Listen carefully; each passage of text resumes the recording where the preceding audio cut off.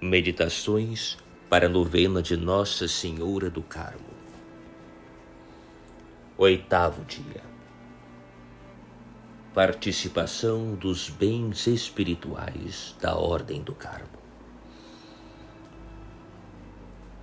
Há uma frase nas Sagradas Escrituras que, sem alterar uma única palavra, os comentaristas do Santo Escapulário do Carmo aplicam aos confrades da Irmandade Carmelitana, e é a seguinte: Indoxi vos in terram Carmeli, ut comederetis fructum eius et optima Elius. Eu vos introduzi na terra do Carmelo, para que comesseis os seus frutos e o melhor dela. E com efeito a Ordem do Carmo, por ter o escapulário entregue por Nossa Senhora, é um campo fértil não só para a salvação, mas também para a vida espiritual. O sacerdote que impõe o escapulário ao cristão que é admitido na confraria pronuncia estas palavras consoladoras: E eu, em virtude da autoridade que tenho, te admito na Sagrada Ordem do Carmo, dou-te o hábito da Ordem e torno-te participante de todos os bens espirituais da mesma Ordem. A antiga fórmula especificava estes bens e dizia: eu te faço participante de todas as orações, preces, disciplinas, sufrágios, esmolas, jejuns, abstinências, missas, horas canônicas e demais bens espirituais. A atual fórmula não especifica os bens de que participam os confrades, porque havia na antiga fórmula muitos bens importantes que não se especificavam, por exemplo, a pregação, o fruto das missões, o cumprimento dos votos, a austeridade da vida eremítica que se leva nos desertos dos carmelitas e outros atos de apostolado que quase são impossíveis de resumir numa fórmula. Por isso a atual fórmula diz todos os bens espirituais. Para avaliar a importância deste privilégio do escapulário do Carmo e para a boa interpretação desta comunicação dos bens espirituais, vamos fazer umas breves reflexões. Em primeiro lugar, é preciso saber que não se trata aqui dos méritos pessoais dos religiosos da Ordem que são inalienáveis. Trata-se dos méritos satisfatórios e impetratórios. Tem esta participação alguma analogia com a comunicação dos santos de que fala o credo ou o símbolo dos apóstolos? Em virtude do dogma da comunicação dos santos, estamos obrigados a acreditar, como artigo de fé, que entre as 3 igrejas, militante, triunfante e purgante, e os seus membros, existe uma reciprocidade e câmbio de benefícios. Os fiéis da igreja militante comunicam com os da igreja purgante mediante os sufrágios que são correspondidos com súplicas a Deus. E com os da igreja triunfante, por meio dos atos de culto público e privado, aos quais correspondem os santos com sua valiosa proteção, intercessão e impetração de graças e bens espirituais. Santo Agostinho resumiu este dogma dizendo: officia diversa sunt vita communis, que quer dizer, entre os cristãos das 3 igrejas, a vida é comum, mas os ofícios diferentes. É natural que entre os confrades do Carmo, desde que haja um compromisso mútuo, exista também de fato, como existe, este intercâmbio de bens espirituais ou solidariedade espiritual. Tem a Ordem do Carmo também dividida sua grande família nestes 3 estados. Há carmelitas que gozam da bem-aventurança no céu, há outros que estão no purgatório, e estamos nós aqui na terra. Todavia, formamos um só e único Carmelo com mútuas obrigações. Santa Teresinha, Santa Teresa e São João da Cruz, Santo Ângelo Mártir, Santa Maria Madalena de Pazzi e outros santos hão de proteger-nos aos que trazemos o mesmo hábito e professamos a mesma regra. Nós não podemos, sob pena de faltar ao nosso dever, deixar de lembrar-nos dos que sofrem no purgatório. Ainda mais, existem entre os carmelitas que vivemos neste mundo diversos estados.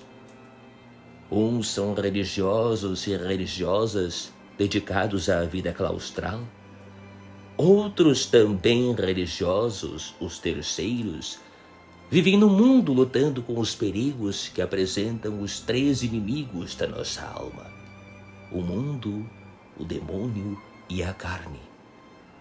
E finalmente outros, sem serem religiosos, os confrades do Escapulário do Carmo, estão espalhados por todo o mundo e por todas as classes sociais do mundo: papas, reis, bispos, religiosos, sacerdotes e leigos, que precisam das nossas orações e auxílios espirituais.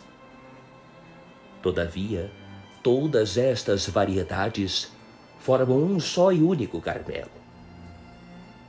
Pois bem, entre todos os que pertencem de alguma forma à família carmelitana, há um compromisso irrevogável e amistoso que consiste em ceder uns aos outros os seus méritos satisfatórios e impetratórios. Por isso vem muito a propósito a frase da Sagrada Escritura: Induxi vos in terram Carmeli, ut comederetis fructum eius et optima ilius. O Carmelo é como um banco espiritual em que os tesouros pertencem a todos os confrades. A este privilégio chamava um escritor o mais surpreendente e delicado mimo da confraria do Carmo.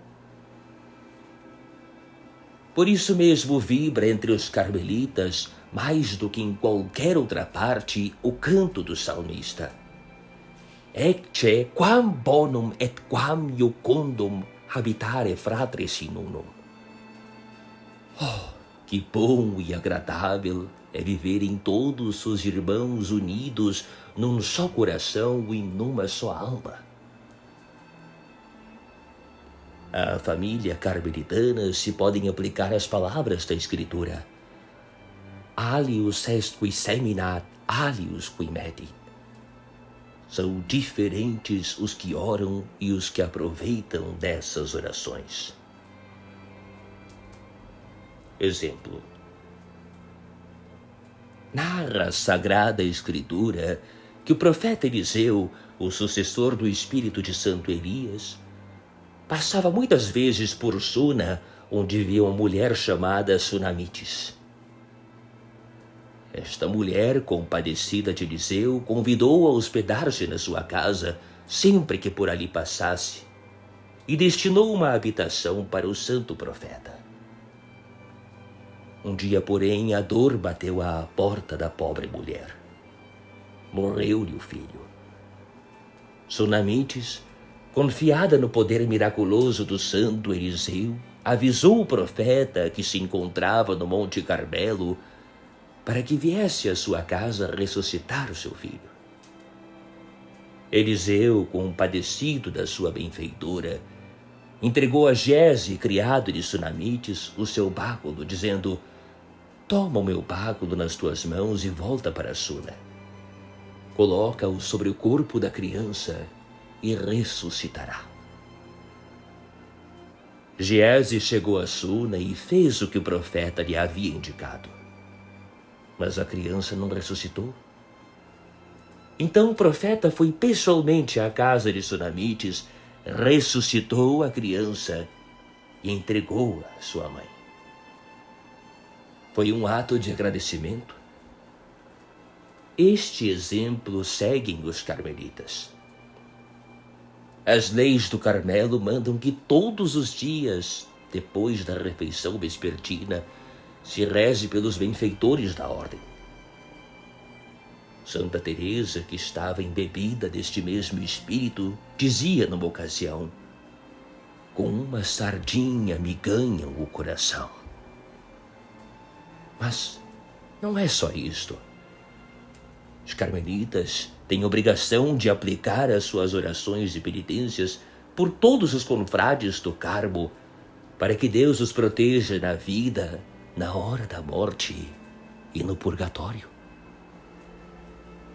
Ao contemplar esta cena maravilhosa da solidariedade dos membros da Ordem do Carmo, um socialista convertido exclamava: nunca pensei que pudesse haver entre os homens tanta caridade. Aspiração. Senhor, fonte de todo bem, todos os bens que desejamos para nós, desejamos também que os espalheis entre os confrades do Carmo. Prática. Sempre que dois confrades do Carmo se encontrem, devem tratar-se como irmãos e auxiliar-se como membros da mesma família, a família carmelitana. Ó Maria Puríssima, rogai por nós, agora e na hora de nossa morte. Amém.